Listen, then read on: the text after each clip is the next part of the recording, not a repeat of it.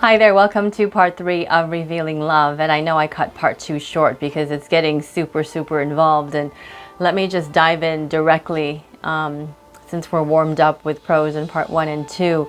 So let's talk about asteroid 2024 PT5. I was talking about what I felt the Lord's heart was saying about it. And truly, in this time as the fall feasts are coming up, the heavenlies have a function they were made for, and they are speaking up too. This is all shared in the Genesis creation story. Everything has been infused with the DNA and purpose and identity to bring God's glory forth. So this is what we're seeing even in the mini moon, or the asteroid called 2024 PT5. So as I was starting to say in part 2, that we are to discern the otot and the moedim, the warnings as well as the seasons, and to look at this interesting wonder in the heavens is talking about. You know, God is saying, I can bring whatever I need to into your world, into your orbit, so that you could examine and look as a mirror, as you, as the moon, church, are to reflect me purely. But if I bring a mini moon to you and let's see what that brings up out of you, will you be jealous of what is in now your world that I have brought into? Can I dig into the deeper parts of your heart and show you what needs to get reckoned with?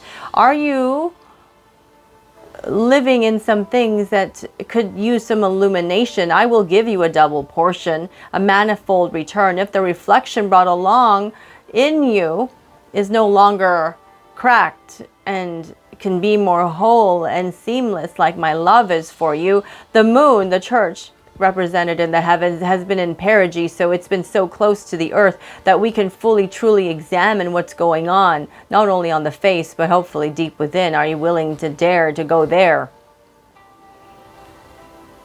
Awaken to what you are and what you are made. You are made to be in the likeness of Yah, and whatever's getting in the way of that needs to be cleaned out. So it's interesting when, you know, we say that this asteroid is going to be in Earth's orbit, but it's not going around and around. It's actually pacing like a horseshoe formation, going this way, then coming back around, pacing as if it's showing what it needs to show, observing to see what the reaction is, and thinking as it's examining what the behavior will be, but knowing that the truth has been told, and let's see what they're going to do with that. It's kind of like going back and forth and pondering, considering, hoping what was given will be enough to wake them up. This is what I feel. Even the shape of this orbit, so to speak, of the mini moon is revealing about what this is. Will you go where I lead, or is this still about you and not me, says God? Because Deuteronomy 8:2, let's read that. Where is it? Oh, it's right here. Okay, Deuteronomy 8:2, he declares, and you shall remember the whole way that the Lord your God has led you these 40 years in the wilderness, that he might humble you, testing you to know what's in your heart, whether you would keep his commandments or not. Deuteronomy 8:2. So even in this time, as we are entering into the greatest of times that are coming, he needs us to examine our hearts. If we kind of bring a little surprise into your midst, what is going to come out from it? What is deep within that you don't realize that he's trying to shake up out of you, so you can contain the fullness of glory of his perfect love? That if you're cracked up inside, you're going to break with the weightiness of his amazingness. His love is so big, you need to be ready for it. And he's trying to prepare, beloved ones, because you are so loved. I want you to feel the fullness of it. He's giving us grace to be ready before the sun gets shaded with another annular now solar eclipse on 10/2. This is a call into the greater depths of you, so you can get pure, so that you can hold the pure light and love of heaven. Are you interested? I hope so.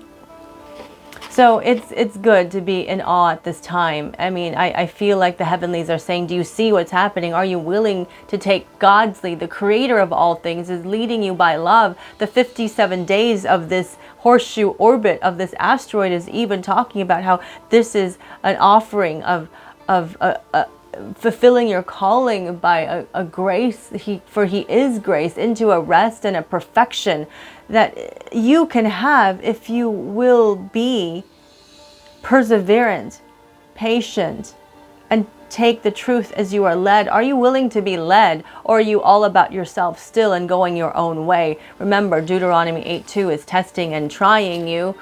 Will you follow him,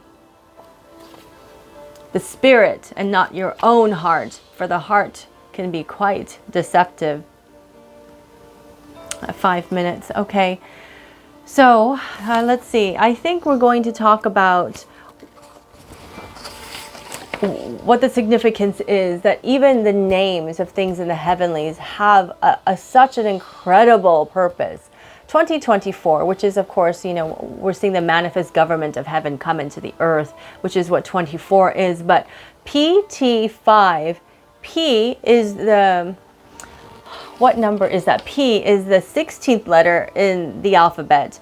And so if we take the 16th letter in the alphabet, it is ayin. And ayin is a vav contained in a nun. Now, I'm not a Hebrew scholar, but this is just some things I was led to bring together to express the wonder of this mini moon that's coming into our world. So the nun represents humility.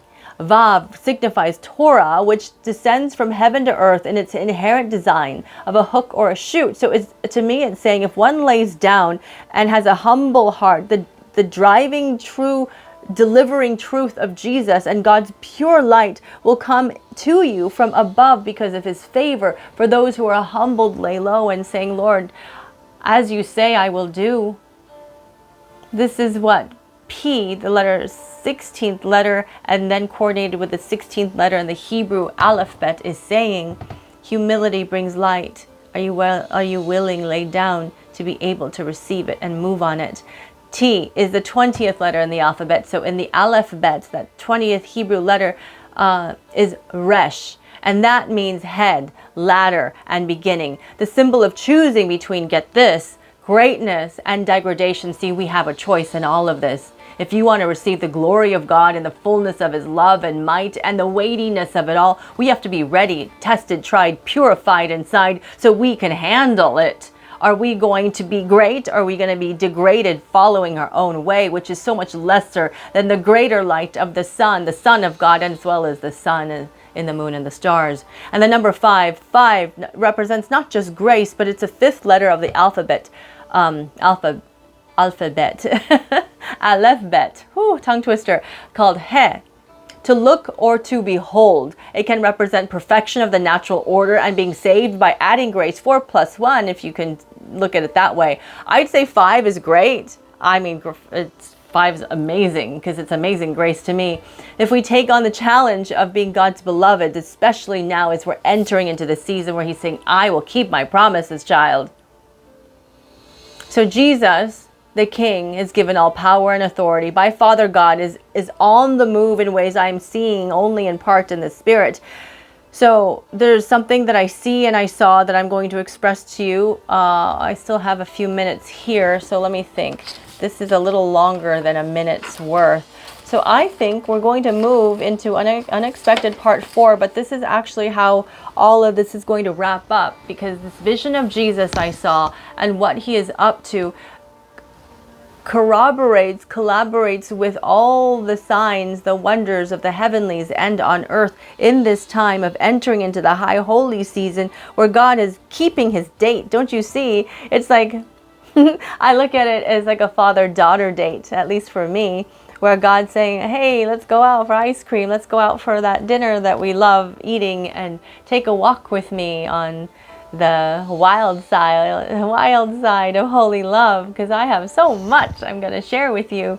This is what the high holy days are like. It can be, if you're willing to let him sweeten you to that.